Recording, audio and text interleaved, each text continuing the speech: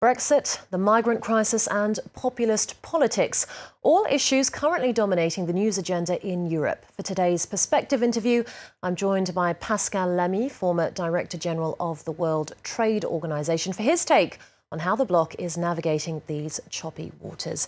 Good morning, Pascal. Good morning. Thank you very much for being with us today. Let's start with Brexit. There's only 6 months to go until the UK's divorce, yet the talks are in deadlock. Is a deal looking likely despite these massive sticking points, trade and the issue of the Irish border still really causing problems? Well, depends of what deal are you talking about. There will be a deal between Europe and UK for the exit.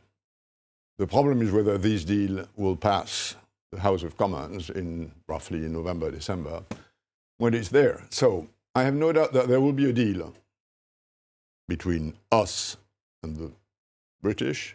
Whether there will be a deal among the British, between the Remainers and the Brexiters, that would gather the necessary majority in the House of Commons is much more doubtful. And that's a situation which, we have to look at that as it is. It's not anymore a negotiation between EU and UK. It's a negotiation within UK on how much do we exit economically. The whole point about Brexit is they want to exit politically. This is decided. How much of an economic exit will this be? In other words, and that's what I'm trying to explain to kids in school, what is Brexit? Brexit is reinstalling a border where we had removed it. Now, the real question, and this is what Brexiters and Remainers are fighting about, is what is the thickness of that border? So a thick border is a real exit, but very costly. A thin border is much less costly, but may not look as a real exit. So how do you exit politically without exiting too much economically, because it's costly? And the notion that it's costly is obvious. The reasons why we removed the border, and the Brits at the time were the champions of removing the border and building this internal market. We removed it because it was more efficient. So reinstalling that is less efficient, hence costly. How much of this cost? That's the whole point.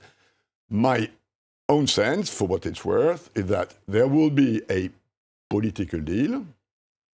They will exit in March politically, and it will take some time before how much they to hammer out a deal economically is what I'm trying to say. Well, given the stalemate, there have been rumblings of a second Brexit referendum on the cards. What do you think is the likelihood of that happening?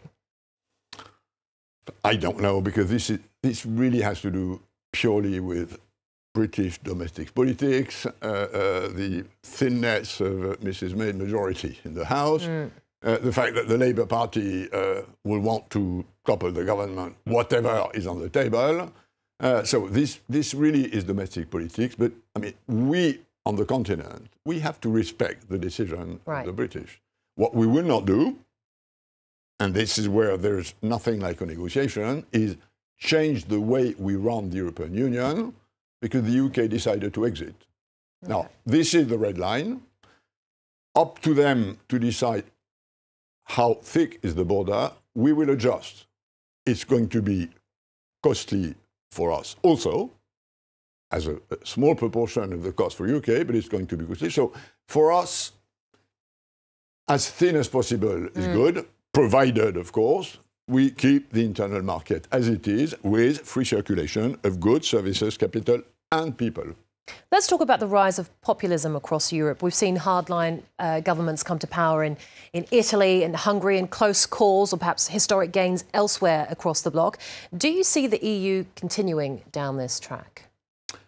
Well, I think, if you look at the planet, populism is on the rise everywhere. Everywhere. Although I don't like that term too much, because it's like if there were they have the monopoly of representing the people. Let's leave that aside. We have populism in the US, we have populism in Philippines, we have populism in Russia, we have populism in Turkey, we have populism in Europe. Now, why is it so? The main reason behind that is that the speed of change in terms of technology, in terms of openness, in terms of migration, is larger, stronger than our cultural capacity to adjust to that, at least for part of the population. And I think there is behind this a sort of economic and social problem. Our economies have become more efficient, more open, more volatile. There will be more winners and more losers. And in the meantime, social safety nets that had been built to take care of the losers have shrunk. So we have a serious social problem which creates anxiety, and populists are surfing on that. There is, on top of that, a more complex cultural problem. Whether the solution to that is going back to the nations or keeping moving Europe forward, I have no doubt that there are roots to populism, but the way to address these roots is not back to nationalism. It's to reinforce the place of Europe in this planet and making sure that, in 20 or 30 years' time, we're not either Americans with their hyper-capitalism or Chinese with their state system.